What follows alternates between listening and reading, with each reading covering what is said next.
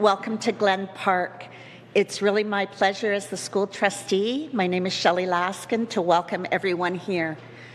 Glen Park exemplifies everything we want for a community school. It's a place where all students and staff and community are respected, and they celebrate public education every single day.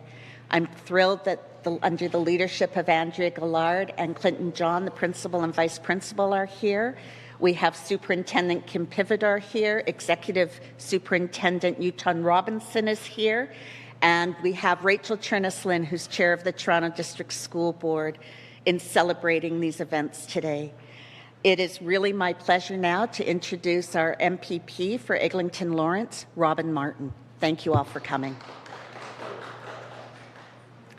Hello, everybody. Thank you all for being here. It's my great pleasure to be here at Glen Park today with everybody. It's a wonderful school in the centre of our community in Eglinton Lawrence, and I'm particularly thrilled to see Minister Lecce come to our riding, because I know whenever he comes to the riding, we're going to get some good news, and I know there's good news today.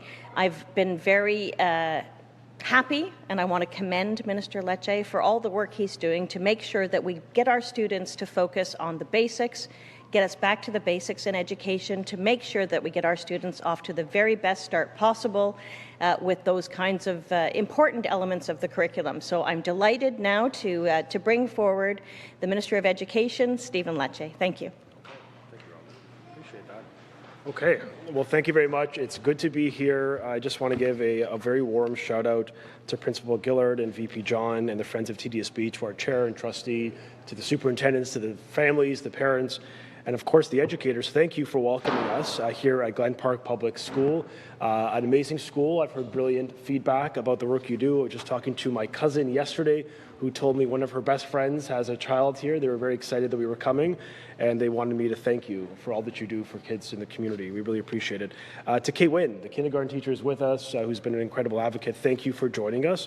And of course to Robin Martin, who has been a strong advocate for the people of Eglinton Lawrence and for quality public education, working with us in lockstep as we build the foundational skills of the next generation of thinkers, of leaders, of workers in our economy, in our society. So thank you, Robin, for everything you do, for your good advice and friendship. We are really here to unveil a plan to further strengthen literacy and math skills for Ontario's youngest learners. It's why in the Ontario Human Rights Commission report they set out a problem. That in our kindergarten program we do not have those connections, links to literacy and math as updated in the new grade 1 to 8 curriculum. They recommend an overhaul where we have more explicit daily knowledge and learning with respect to reading and math. And obviously they lay out through the science of reading and through the Right to Read report a clear case study for why Ontario must keep our curriculum relevant to the latest evidence and to the labour market needs of our economy. We know many young people over years of challenges have faced some regression in those fundamental skills, those foundational skills that we know will set up these kids for lifelong success. And it's why we're here today, to announce our plan to update the kindergarten curriculum with a very successful full-day play-based learning model that is supported by our teachers and childhood educators. It's part of our plan to go back to the basics for our youngest learners to help ensure they succeed in life. And so we're announcing today that beginning in 2025, the kindergarten curriculum will include new mandatory learning focused on early reading and math and STEM education as recommended by the Right to Read report. It will include explicit, direct instruction as a teaching method where students will receive clear, direct instruction on foundational knowledge and skills before they begin to practice and problem solve on their own. As students progress, they will practice these skills through a play in the classroom. And for the first time, Ontario's kindergarten teachers will be using this approach to support our youngest learners in reading instruction and other focused literacy and math lessons. For example, to help kids build their vocabulary, the teacher may introduce new words while the children are constructing a house while building blocks. This method is one that is backed by the evidence-based research and supported by the findings on the Right to Read report. Additionally, new learning expectations such as a focus on understanding sound letter relationships, building phonics knowledge, and using specific vocabulary words will be implemented. And to further build foundational math skills, students will start to learn in a very basic way about fractions and codings and patterns. To give another example, students might share shapes or objects among their classmates to understand fractions. The benefit of these changes include a much smoother transition for students entering grade 1 by aligning with other curriculum updates, as we've done with the entire elementary math and language and science technology curriculum. It also supports that back to basics learning by focusing on early development of core foundational skills. The updated curriculum is part of our plan to modernize the curriculum to ensure students have the skills they need in success in life. But we do know that there are some students who will require more support for reading, for example. And it's why today we're announcing $65 million over the next 2 years to support reading intervention for up to 700 teachers with specialized expertise in early reading to provide that instruction to young learners and to really help them get the support they need to get them on track. They work with classroom teachers to determine when an intervention is needed, to help collaborate, especially with our special education teachers and our speech-language pathologists. Additionally, starting this school year, our government is providing $12.5 million per year to ensure that students in their second year of kindergarten, all the way to grade 2, are going to be screened for reading abilities using evidence-based tools. Again, a recommendation we are fulfilling through the Right to Read report, and a recommendation of many literacy experts who want that screening to be performed on an annual basis starting in the second year of kindergarten. It allows us to set out a baseline to benchmark a success and to make sure there's support for those kids that may need more help. These updates to the curriculum, to the kindergarten curriculum, are in response to the Right to Read, as I mentioned. Their overwhelming recommendation was to have more explicit, systematic, direct, province-wide expectations for instruction in foundational reading skills. And we are doing that, part of this plan today. We know that Ontario students are our future, and it's up to us to provide them with the skills necessary to set them up for long-term success. We know that by providing them with the best start, our youngest learners will grow up to become well-rounded, confident citizens who will have the skills and the knowledge to help build this province and country. And so this is positive news for those kids and for the voices of parents and many kindergarten experts like the one behind me who've called for government to do this. And we're ensuring our students are learning from a more modernized curriculum back to basics, really emphasizing the foundational skills that we know are so critical for the next generation. And as we move forward, we'll continue to work together with all of our partners to help these kids reach their full potential. I want to thank you for this opportunity and now turn it over to Kate Wynn, a kindergarten teacher, for her thoughts on today's announcement. Thank you so much. Thank you. Thank you, Minister Lecce. Again, I'm Kate Wynn, a longtime teacher with the Peterborough, Victoria, Northumberland, Clarington Catholic District School Board, where I am in my 8th year teaching kindergarten. I'm also a volunteer with International Dyslexia Association Ontario, where I co-produce and host the podcast Reading Road Trip. I'm absolutely thrilled about today's announcement regarding the development of a curriculum that will bring evidence-based literacy and mathematics instruction to our youngest learners. Kindergarten students will soon benefit from required, explicit daily instruction in literacy for the first time to provide the foundation for reading and writing and prepare them for a successful educational journey. In 2022, the Ontario Human Rights Commission released their Right to Read inquiry report. This groundbreaking report stressed the importance of quality early instruction and intervention starting in kindergarten as an important equity issue. The OHRC made several key recommendations for changes to the 2016 kindergarten program, such as requiring explicit and systematic phonics instruction and the elimination of 3 cueing strategies. Since then, my fellow kindergarten teachers and our early childhood educator classroom partners have waited with anticipation for updated guidance. We are pleased for our colleagues in grades 1 to 8, who now have a solid new language curriculum in place, supported by onlit.org, which I'm also proud to be part of. And now it's our turn. I'm also excited to see that early learning and math will be receiving the same treatment. Alignment with the new math curriculum and an increased STEM focus means our youngest learners will enter grade 1 with the necessary foundational skills and preparation for the challenges that await them as they grow and develop. In kindergarten speak, we will be counting down the number of sleeps before this new curriculum is in our hands, and it will be worth waiting for. The development process will involve consultation with experts from both inside and outside the classroom and make the science of learning, of both literacy and math, the clear priority. While some boards like mine began the shift to immediately implement the recommendations of the Right to Read in kindergarten, other boards have been more hesitant, awaiting official direction, which we now know is on the way. I am also pleased that some of the strong qualities of our existing kindergarten program, such as honoring play, will remain unchanged. Explicit instruction and play are both essential for children and will complement each other as we move forward. Today's announcement highlights that this can be done successfully. The implementation of early reading screening, which I would like to thank the Minister for championing, is also extremely valuable. Those who know me are well aware that I am incapable of referring to it without using the expression game changer. Thank you, Minister Lecce, for the opportunity to speak today, and congratulations to you and your team on this wonderful announcement that will empower kindergarten educators across the province and, most importantly, ensure that all students learn to read and write. Thanks so much.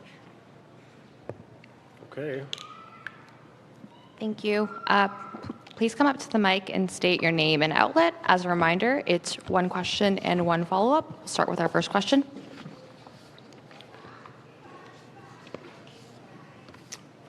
All right. Hey, Chris. Hi there. It's Chris Rishowie from the Toronto Star. Can you talk a little bit about what the kindergarten day is going to look like then? So it's still play-based, but how much direct instruction will they have daily? So the idea is to maintain the strengths of the kindergarten program as it exists. The inquiry model, play-based model has been very effective in building the social development skills of young people. We want to pair that with additional expectations with explicit acknowledge and explicit instruction. And that's something that has been recommended by a variety of educators, but frankly the Right to Read report, where they want to have more rigor and standardization in those expectations. So part of this consultation obviously will to listen to the experts to figure out how we build that happy medium. But the objective is to strengthen one component while maintaining the other that has worked very well. What we are trying to do, the problem we're trying to solve here is how do we create more consistency and daily application of those skills and that knowledge in the classroom. This curriculum, this overhaul, I think, will help to create more systemic approaches to reading instruction and the introduction in a very basic way of mathematical skills and numeracy skills starting in sort of the kindergarten program, because we need to create more of a connections between the K program and our overhauled, modernized 1 to 8 curriculum. We did one, we now have to do the other to create a seamless transition of knowledge. So this is a question where we're going to be answering it through listening to the voices of experts, both in and outside the classroom.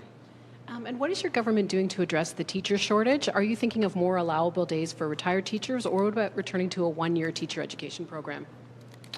So this is a real challenge, particularly for our French education partners, but it's increasingly becoming a challenge for English school boards as well. We see this across the country. And we do not want to sit idle while these problems are, compounding around us. So there's a variety of steps we've taken. The first is through Bill 98, we've created a transitional certificate that allows individuals outside of the education system to enter the education system more quickly. We've reduced the amount of days for certification of a teacher from 120 days down to 60, which creates a benchmark where we can move people both internationally or domestically in other provinces who want to come and teach in this province to do so in a much more efficient manner. Obviously, we have continued to take the position, I know our school boards would say the same, that we need more flexibility for retired teachers. And so we're looking at every option available to us, in addition to hiring 2,000 net new teachers this school year to help offset the challenge. I think governments need to be open-minded to the big solutions to challenge big problems. And what I can simply say is, without making that announcement today or focus on kindergarten today, I could just assure our school board partners and parents who want to make sure that when their child goes to school, they're in front of a teacher, not someone who's not an Ontario certified teacher. And I can appreciate the frustration when that happens. We're not in the business of daycare. We're in the business of educating and inspiring kids according to fundamental skills. So expect more action in addition to the steps we've already taken to help remediate that problem. And I think we'll be bold in the options we bring forth to the education sector. Hey, Caroline. Hello, Minister. Caroline Alfonso with the Globe and Mail. I'm curious if this issue on phonics in kindergarten was discussed in your negotiations with EFO. I know the screener was raised and negotiated, but was kindergarten part of those discussions?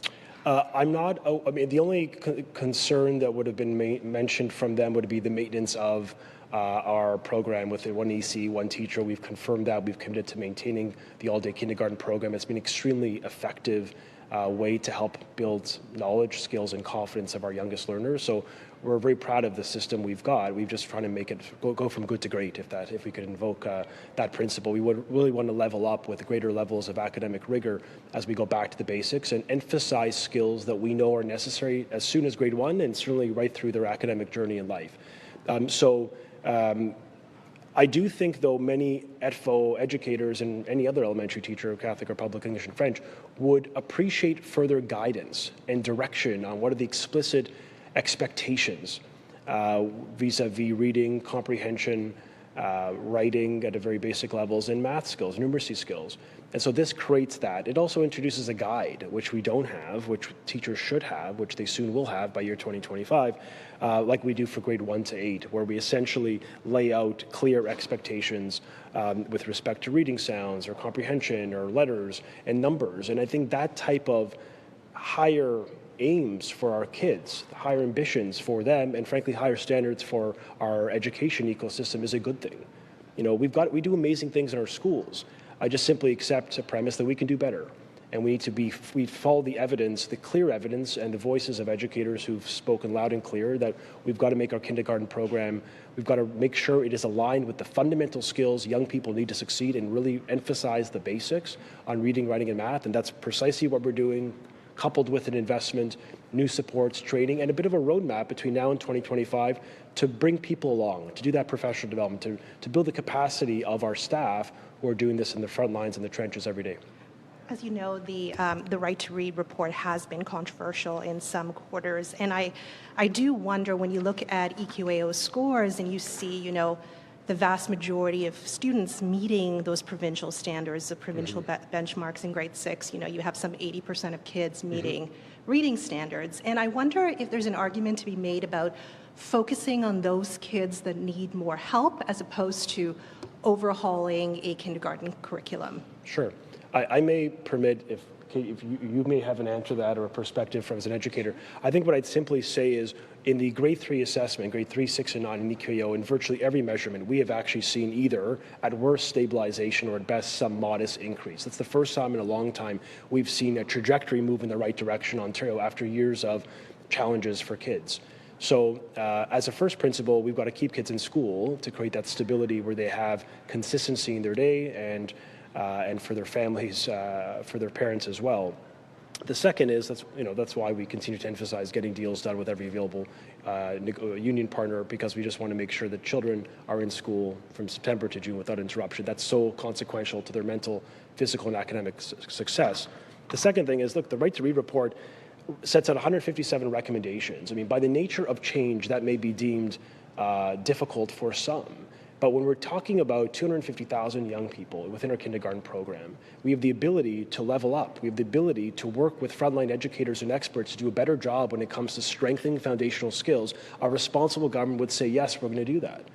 And so we're doing it because we believe in the power of public education to change the lives of kids. But we've got to make sure that we don't be complacent. And yes, while the majority of children may be meeting the standards, I would suggest any government should use that as the metric of success. We've got to continue to push the system, government, educators, school boards, administrators, every one of us and parents working together to level up for these kids. And I think families want us to keep doing that, which is why we've continuously and systematically leaned into the evidence and brought forth a curriculum that I think aligns with where the puck is going with respect to labor market needs and, frankly, the life skills young people need as well to live and be productive in this country. But I would love to hear the perspective of Kate, if I don't mind putting her on the spot, so I'll turn it to her. Thank you. Okay, thanks.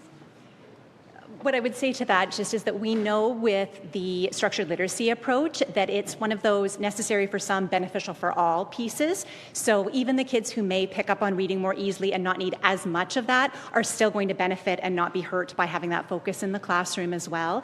And some students maybe who pick up on reading easily don't have that spelling piece. And so again, the explicitness of the instruction that we'll provide will help them down the line. The other piece I do want to mention about using the EQAO results to guide our thinking. Some people might not be aware that with the reading component, students can have the text read to them as well. And so they're not actually being measured on that decoding ability. So we might be looking and thinking that students are perhaps doing better than they are because that piece isn't being measured. So we want to make sure that kids have that full literacy piece. And I definitely think that I agree with science, that it's going to be a good thing for everybody. Thank you. Okay, thank you. I'm Minister Richard Southern with City News. How you doing? Richard. Bit of a two-part question here, if you don't mind. First Sure. of all, if you're talking about getting back to basics, should some basic introduction to computer literacy be part of that, one?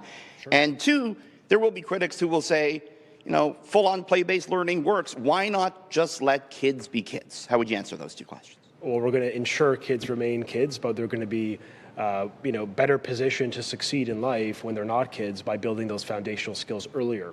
And I think it is in their interest that we level up with higher standards and expectations and greater rigor across the system when it comes to reading, writing, and math, so we get back to the basics of learning. So we're going to maintain that play-based model that is so important for discovery and inquiry and allowing kids to continue building those social and developmental skills, but we're going to pair it with some explicit expectations for educators around reading, writing, and math. And I think what you're hearing from a perspective of educators and other experts is that model is the effective way to go. So I think this will really help create greater standardization of the expectations in the classroom and help boost our literacy and math skills. Your first question was vis-a-vis computer literacy. So in the new civics, career studies, and I believe the literacy curriculum, and the literacy curriculum that started this September includes new digital literacy skills, which we thought was really important, particularly when you contextualize how that matters for building critical thinking skills. So the new literacy curriculum actually includes that. In the civics curriculum, we've included greater knowledge of digital literacy, media literacy, and of course, the computer science course was updated. We overhauled it. We're bringing forth a greater emphasis on technology, AI, and sort of ever-changing disruptions to the global economy. We're making sure that what we teach our kids is reflective of what's happening in the world around us. And for many years, with respect, for the science curriculum was like 13 years old in the former government. The math curriculum was 12 or 14 years old. It didn't have mandatory learning on financial literacy, did not have coding, it did not have any mention of AI. And frankly, I think that was a dereliction of duty of the government of the day, where they weren't making sure kids were learning according to the evidence, according to the labor market needs, according to the life skills we need to build up for these kids. So we're doing that confidently and boldly. We're going to keep doing that as we get back to the basics in the classroom. I don't know if Kate was able to weigh in on that question as far as, is there any risk of not letting kids be kids here before I move on? No, I think if you looked in my classroom, I think the kids are thriving in a program that has play included, that inquiry piece included, as well as the explicit instruction. I don't think there's any danger that we're not letting them be kids. I think we're just trying to enhance that educational experience at school. Also, data that we have on early intervention, I think really helps us to know that we need to be getting at these skills the earlier the better. We know, I wish I had the data on hand, but I think it's 4 times as quick to intervene with students at the end of kindergarten than it is by the time they get to grade 3 or 4. So we want to get this instruction early. We need to assess how they're doing so that we can then intervene and have everyone on track to be readers. Thank you. And Mr. Lecce, for my follow-up, there's a lot of concern about daycare. And a lot of daycare operators we're talking to say they cannot afford this $10 a day model. And as you know, a lot of them are going out of business. What's the government going to do about this problem? Yeah, so first off, many of the daycares you're mentioning are for-profit childcare. It could be nonprofit as well. Take a step back. We signed a deal with the federal government where we were the last province to sign a deal in the country on the basis that it had to be a good deal, not any deal. So we were able to extract maximum flexibility. We were able to get our for-profit childcare, for which represents 30% of the sector, protected, unlike any province in the country. And we are the only jurisdiction to have negotiated a mid-term review. Because, Richard, the example you cite, it weighs on us too. There are childcare settings and operators who've said to us, look, we'll sign on, but we know there's going to be a deficit down the road. And we knew that when we signed the deal. It's because we insisted upon a midterm review to let the numbers guide future investments. And so we're launching this midterm review. It starts in January. It concludes in June of this year to allow us to demonstrably prove to the feds that there's a deficit, a delta that we need to fix. And that's why they accepted this program review, to let the numbers guide future decisions. So my point is, for the operators who have signed on, 92+%, it's brilliant. It's helping to make childcare affordable. We're talking about, like in Toronto or the GTHA, $8,000 to $12,000 per child per year. It's honestly, it's a game changer. It's a huge way we can make life affordable for families during this economy. But we recognize too, as a province, that we need to continue to advocate and lobby on behalf of for-profit, nonprofit operators and the parents of this province for more, to deliver on the federal mandate of $10 daycare. So we were going to do our job, and we're going to stand strong in the defense of those operators and those families, and we're going to work collaboratively with the federal government as we have to date, but we will insist to ensure that those operators get the funding they need to maintain that competitiveness in the program, to try to retain as many of them, that 92%. We want to keep that number as high as humanly possible so we can create accessible and affordable childcare for as many parents. So be assured we're going to stand up for them, and we're going to fight hard to deliver for them, and working with the federal government. Thank you. Hi there. How are you? Good. My understanding is that the approach that you're going to be teaching children how to read is changing with this curriculum change. That's correct? Can you explain the name and the way children are taught right now, like the technique and the way it's done, like give an example, explain it, and then tell us the name of the new way that you're teaching, how it's called, and how does that work? Yeah. It's the expert. I don't want to speak for what will actually be the wording of the new curriculum, but what I know is that in the past what we have been using is what's known as a balanced literacy approach. A lot of problematic elements to that. One of the really key ones is a lot of strategies were used with kids where we were trying to teach them to read the words without actually using the words. A lot of follow the pattern in a book and then guess the word, or look at a picture to guess the word, all sorts of different strategies that didn't involve the phonics piece. Science tells us that that is not the way to go. So what I am hoping or assuming is that we're following a structured literacy approach. That is what we see in the grade 1 to 8 curriculum for literacy, which would involve more of that explicit and direct phonics instruction as part of it. Of course, there's still all of the rich comprehension pieces and all of that as well. But in terms of the word level reading, we want the letters and the sounds and those correspondences, and that's how we're starting out. And you're following this precise recommendation from the Right to Read report. That's where you're pulling that from. How many is Ontario one of the first to do this in Canada? Are we following other provinces? Do you have a sense of other jurisdictions in the country that have any others adopted other this? Provinces as well have started down that path, and we're right there behind them. Have they started or actually adopted it, or you don't know? Okay, and. And so, that's fine. All right. What Kate said. That's the answer. Okay. Hello. So the FAO is looking to hold a strike vote tomorrow. They say negotiations have stalled. Mm-hmm. President saying that the proposals included increased workload. What are your thoughts in regards to the strike vote being held starting tomorrow? Well, we very much value the work of our French language education educators. Look at the EQAO data. They do something very special. They work very hard. I want to celebrate them. Look, we've negotiated deals with virtually every large education and teacher union in the province. Over 65% of children are now within those stable classrooms because we signed deals, and 80-90% of the members of those unions have ratified them, given them a strong thumbs up of endorsement for what the proposal is on the table. So I want to encourage AFO and likewise OECTA to keep working with the government and really move it along to get this done. There's just no reason why we're still without a deal when we have the precedent of many other large unions who've not just signed on, then gone and sought the ratification of their membership. So we are encouraging AFO, likewise OECTA, use the days before us. Let's get this deal done before the conciliator provides stability and peace for kids and keep them in school, which is so consequential to their lives. So I'm really hoping that they will heed my advice and get on with it, because French children and the families in the French school system deserve that stability just like our English friends.